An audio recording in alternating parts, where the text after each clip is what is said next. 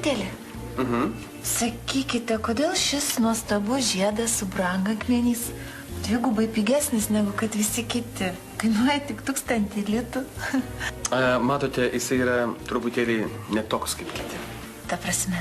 Šis žiedas ne visiems tinka. O, ar galėčiau pasimatuoti? Gerai.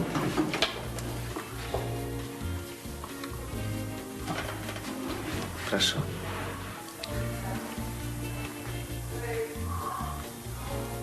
Oi, kaip nuostabiai.